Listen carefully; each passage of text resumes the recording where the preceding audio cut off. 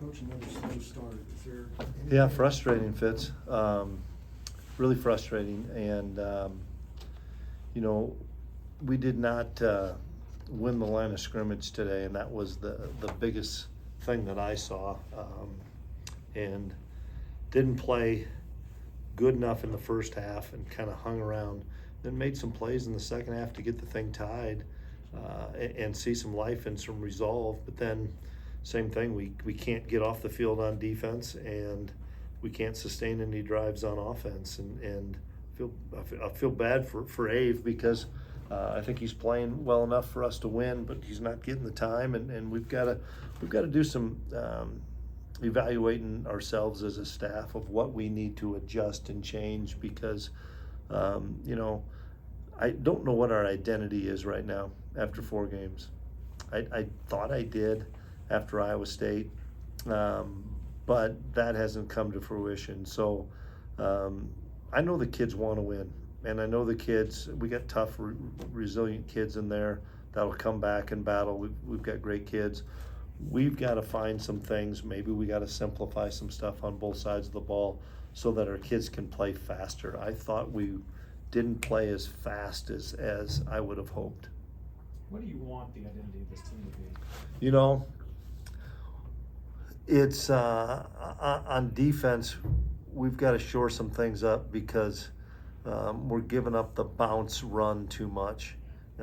Where a kid has nothing there and it bounces outside, and maybe we're not getting off blocks in the back end, secondary or something. So we've got to shore up some run game stuff there. I like some of the things we're doing in the pass game, and we've got some pass rushers. But we're not good enough in run defense right now. And then on offense, I think it's pretty evident that when you take a guy like Dylan Edwards out of this offense, it's a big hit to us. And he tried to go. I applaud Dylan. He gave it a go and gave it an effort and got a couple runs, but he just, whatever reason, I knew he wasn't going to last that long, and he didn't.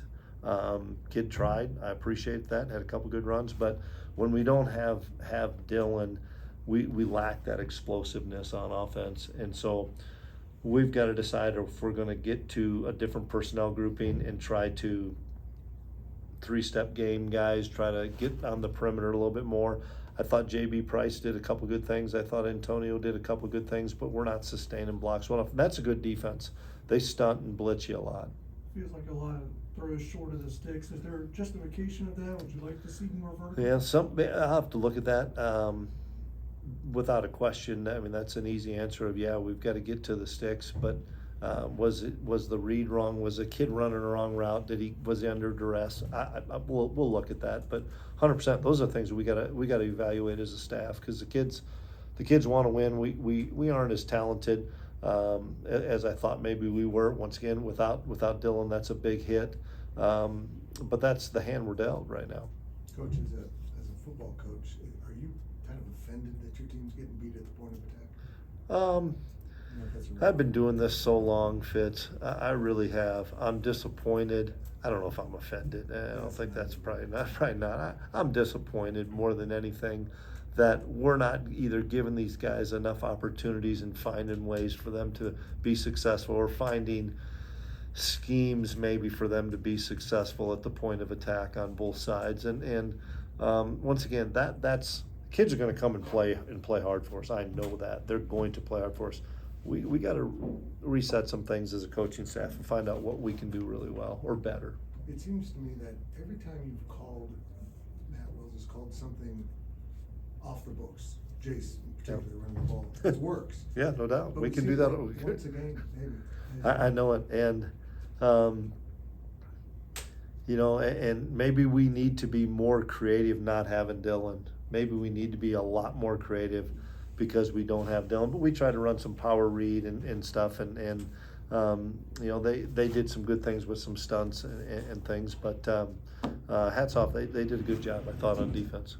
One more, does Avery, and I know the design runs aren't particularly working because they're watching for him, but does he need to, on some of those scrambles, probably that's something we got to look at. I would, it looked like there was some open space, but once again, he's got the helmet on, and I trust that kid. And he's trying to push the ball downfield because, and I understand that from his perspective, we're not getting the big chunk plays. So maybe he's trying to wait for something to get open to try to get the chunk play rather than scramble for 8 or 10. That's something we got to look at. But, make no mistake, Fitz, we're all disappointed. We got to get together as a staff, and we got to meet with both sides of the ball and say, okay, guys, what do we got to do? How can we simplify this so that we can put a product out there that we know what the expectation is. And we had 2 personal fouls on the same drive that gave up a score. We fumble a punt. We get a fumbled punt. We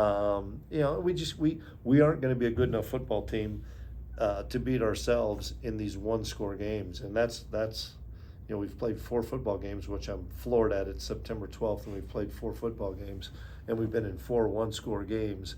Our guys need a break a little bit. We need a break as coaches as well, but we'll come back and reset. I told the guys, we're in the storm right now. Without a doubt, we are in the storm, and we're going to own that storm. As coaches, we're going to own it. As players, I know they'll own it.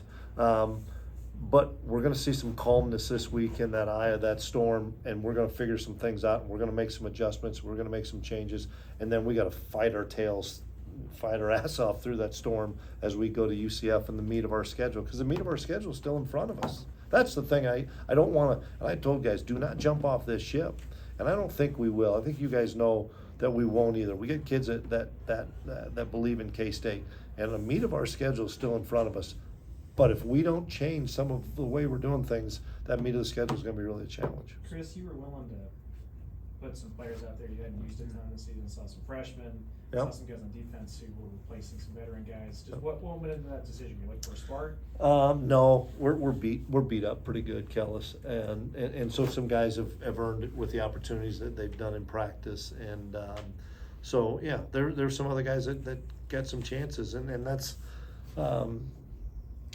kind of what we're trying to search for too. Maybe is somebody that like I said, Antonio ran the ball a couple times pretty good. JB ran it a couple times pretty good. So we're going to keep searching a little bit, but we've got to do a good job as a staff getting together and figure some things out. Since you guys got here in 2019, you've been one of, if not the most consistent team in the Big 12.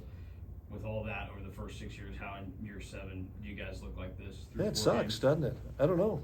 It's a great question, and you're right. I pride myself and I pride our coaching staff and our teams on being a sustained winner, and right now we're not that, and I've got to own it. We've got to own it as a football staff and football team, but I'm not throwing in the towel and saying, we got to figure this out, because we got kids that want to be good in there, and I've got a lot of pride. I do have a lot of pride, and we are going to get this thing figured out. I know that. Is it a sales pitch at all to tell your team you're 0-1 in the Big 12? That's all. Or is it just? I think they're so irritated of the one score, and even though in reality you could say this game didn't seem like a 1-score game, it was, and we still had a chance, and we didn't get it done. So, but I also know this, Fitz, we're going to be in a bunch of these. That's the Big 12. We're going to be in a bunch of 1-score games, so we got to figure some things out and take some ownership, and it starts with us as coaches. Special teams misuse kind of been a trend. What's the fix for that type of thing? Sterling's a pretty reliable dude, and he dropped it. He's a really reliable guy. So, I love Sterling. I trust Sterling. That's an anomaly. Other than that, we got 10 points off special teams. We got the fumble where Mason Olguin found a way to get it. We push guys into a returner. That's coaching, and we're teaching that, and we get 3 points there. Then Garrett Harstead, man, God, love Garrett Harstead. What a great story for that kid to walk on here and have an opportunity to help us and make an impact play and get, whether it was a block or he tackled the guy, however it was, but that got us a tie ball game. So the special teams actually got us a little bit of help today. Did you ever consider sending Luis out for some of those more fringe yardage field goals he hit from 51 and then it went like 55, 56? There was one direction it would have been a little bit harder. So. That's it. Thank you. Okay, guys, appreciate you.